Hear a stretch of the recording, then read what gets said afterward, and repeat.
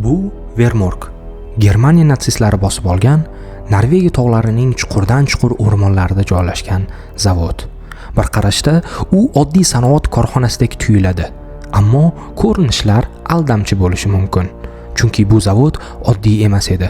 Uning podvalida dunyodagi yagona yirik miqyosdagi og'ir suv ishlab chiqarilar edi. Bu esa Gitlerning atom bombasini yakunlashi uchun kerak bo'lgan so'nggi tarkibiy qism bo'lgan. Bu inshootni yo'q qilish uchun ittifoqchi askarlardan tashkil topgan kichik guruh yuboriladi. Bu topshiriq ularning hayotiga zomin bo'lish ehtimoli juda yuqori edi. Germaniyaliklar esa zavod atrofida 300 nafar qurollangan soqchi joylashtirgandi. Atrofdagi hududlar minalar bilan qoplangan.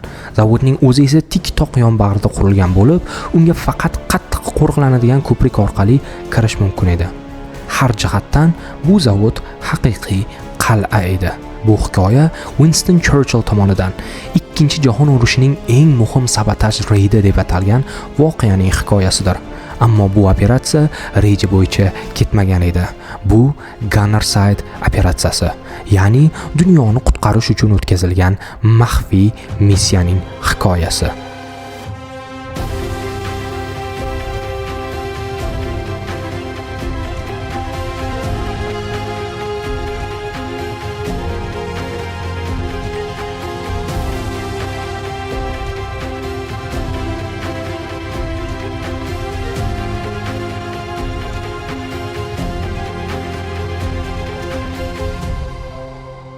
Gunnerside operatsiyasi. Barchaga salom. Men shu turdagi ilm-fanga oid ma'lumotlarni sizlar bilan ulashishni yaxshi ko'raman. Meni qo'llab-quvvatlash uchun kanalga obuna bo'ling va videolarni o'tkazib olmang. 1940-yil aprel oyida Germaniya Norvegiyani bosib oladi.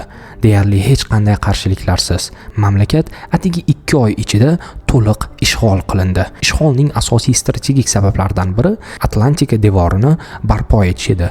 Bu Yevropaning g'arbiy sohilida natsistlar tomonidan qurilgan ulkan mudofaa tarmog'i bo'lib, Britaniyadan ehtimoliy ittifoqchilar hujumini to'xtatish uchun mo'ljallangandi. Nemislar shuningdek Norvegiyaning tabiiy boyliklaridan, yog'och va baliqdan foydalanish imkoniyatini ham qo'ldan boy bermadilar. Ammo bu mamlakat yana bir yashirin boylikni o'z bag'rida saqlardi. U urush taqdirini hal qilish mumkin edi. Berlin shahrida nemis fiziki Werner Heisenberg yadro bombasini ustida tadqiqot olib borayotgan edi. U butun bir shaharni, masalan London hajmidagi shaharni yo'q qiladigan qurol yaratish mumkinligiga ishonardi. Bu g'oya Wehrmachtni hayratga soldi. Ular ananas kattaligidagi bomba haqidagi va'daga ishondilar. Yadro bo'linishida og'ir suv moderator sifatida xizmat qilishi mumkin edi. Moderator neytronlarni sekinlashtirardi. Bu esa zanjirli reaksiya davom etishi uchun juda muhim. Ammo nega nemislar amerikaliklar kabi grafitdan foydalanmaganini bilasizmi? Buni sababi oddiy. Ular toza grafit ishlatish kerakligini shunchaki bilmasdilar. Norvegiya ishg'ol qilingandan 1 oydan so'ng nemislar og'ir suv ishlab chiqarish keskin oshirdilar. Bu esa Britaniyada jiddiy xavotir uyg'otdi. Ular nemislar atom bomba yaratishiga yaqinlashayotganidan qo'rqishdi. Ishlab chiqarishni to'xtatish zarur edi. Dastlab zavod havodan bombardimon qilinishi rejalashtirilgan edi, ammo bu juda xavfli deb topildi.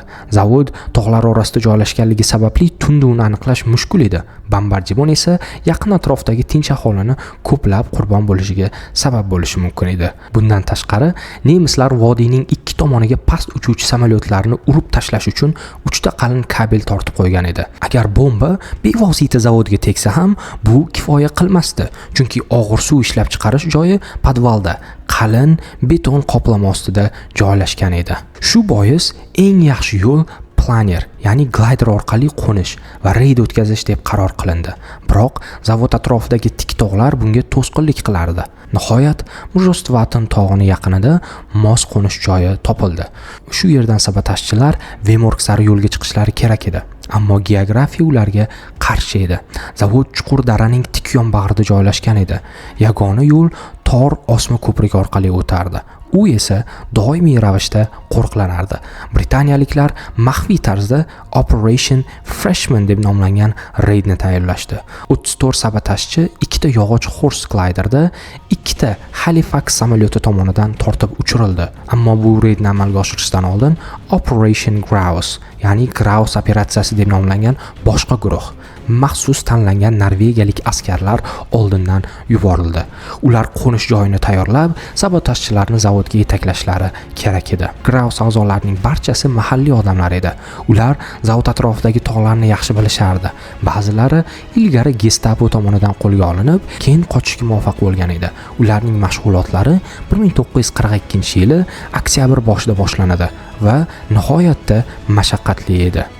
Maqsad nafaqat ularning jismoniy va ruhiy tayyorgarliklarini sinovdan o'tkazish bo'lgan va balkim qattiq Norvegiya qish sharoitlariga chiday olmaganlarni ajratib olish edi. Ular zavodning sxemasi bilan tanishib, eng samarali portlovchi joylarni o'rganishdi. 18-oktyabr kuni Grouse jamoasi Hardangervidda platosiga parashyut bilan tushirildi. Ammo yomon ob-havo ularni rejalashtirgan joydan ancha g'arbga olib ketadi. Ular og'ir yuk bilan 80 kilometrdan ortiq tog'lar orasidan chang'ida yurib o'tishga majbur bo'lishdi. Nihoyat rejalashtirilgan qo'nish joyi yaqindagi kichik kulbada panoh topishdi va yordamni kutishdi. Bir oy o'tib Operation Freshman Shotlandiyadan boshlandi. Har bir askarga esa mabodo asirga tushsa, o'zini o'ldirish uchun sianid kapsulasi berildi. Biroq Norvegiyada Grouse guruhi bir necha soat kutdi. Hech kim kelmadi. Ob-havo dahshatli edi. Qalin bulutlar va kuchli shamollar tufayli birinchi glider tog'i urilib portladi. Ikkinchi glider esa parvoz chog'ida trosdan uzilib ketdi va halokatga uchradi. 27 kishi halok bo'ldi. 14 nafar esa Gestapo tomonidan topilib, keyinchalik o'ldirildi. Operation Freshman butunlay muvaffaqiyatsizlikka uchragan edi.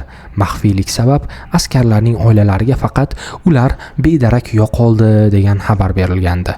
Bu paytda Grouse jamoasi hali ham tog'larda. Havo Selsiy bo'yicha -30 daraja. Oziq-ovqat esa tugay deb qolgan. Ular yolg'iz, yordam esa kelmayotgandi. Barcha gliderlarda maxfiy hujjatlari yo'q qilingan deb o'ylashgan bir payt, ikkinchi gliderdan bitta xarita topib olinadi. Germaniyaliklar uni qo'lga kiritib, nishonni aniqlashadi. Bu Vemork zavodi edi. Shu zahoti nemislar qo'riqlashni yanada kuchaytirdilar. Endi yangi guruh kerak edi. Bu yangi jamoa Gunnerside kod nomini oldi. Ularning barchasi tajribali norvegiyalik parashyutchilar va qarshilik harakatining jangchilari edi. Ular Britaniyada maxsus tayyorgarlikdan o'tgan. Trening davomida ular mustaqil yashash, oziq-ovqat topish, qurol ta'mirlash, qattiq sovuqda yashashni o'rgandilar. Yangi guruh avvalgi reydning muvaffaqiyatsizligini bilardi va nemislar yangi kuchliroq hujumga tayyorlanayotganligini tushunardi. Shu sabab Grouse jamoasi 3 oy davomida tog'larda yashirincha omon qolishga majbur bo'ldi. Kunduzi ular uyg'onadi, ammo soat 4:00 da allaqachon qorong'u tushadi. Vaqt o'tgani sayin kuchlari qolmay boradi, ammo bir kun omad kelib qoldi. Men ismim Abdusalom, men Amerikada 10 yildan beri yashab, yaqinda O'zbekistonga qaytib keldim va hozir O'zbekistondagi Icon Educationda ingliz tilidan dars beryapman. Sizlar 6 oy o'qib ingliz tilida gapirmoqchi bo'lsanglar, Iconda men bilan dars o'tinglar. Darsni individual tarzda sizlar bilan darslarda ko'rishib qolamiz. Savollar bilan quyidagi raqamlarga murojaat qiling. 23-dekabr kuni Paulson ovga chiqib, bug'lar suruvini ko'rdi. U otadi. Suruv qochadi. U yana otadi, lekin hayvonlar qulamaydi. Qor izidan yurib u qonni ko'radi. Biroz yurib yiqilgan bug'uni topadi. U bug'uni issiq qonidan bir piyola ichadi va 20 kilogramm go'shtni orqasiga ortib kulbaga qaytadi. Shundan so'ng ular bir muvaffaqiyatli ov qilishadi va nihoyat xabar keladi. Gunnerside yo'lga chiqdi. 1943-yilning 17-fevral kuni Gunnerside guruhi Skraiken ko'li yaqinida parashyut bilan tushdi. Ular yo'qolib qolishadi, ammo kichik ovchilar kulbasini topishadi. Ichkarida xarita bor edi. Bitta joy barmoq izlaridan xiralashgan. Demak, avvalgi mehmonlar aynan shu joyni ko'rsatishgan. 10 kun o'tib, ikki guruh nihoyat uchrashadi va missiya boshlanadi. Grouse a'zolari ko'prikni chetlab o'tuvchi yo'lni topishadi. Bu yo'l juda xavfli edi. qorli jarlik bo'ylab pastga tushish kerak edi, ammo boshqa yo'l yo'q edi. Tunda qorong'ulikda ular daraga tushishdi. Muzlangan daryodan emaklab o'tishdi. So'ngra tik qoya bo'ylab yuqoriga chiqishdi. Zavod orqa tomoniga yetib borishdi. Panjaralarni kesib, hovliga kirishdi. Ular kirish eshigiga yaqinlashishdi. U yerda nemis kazarmasi joylashgan. Askarlar esa atigi bir necha metr narida edi.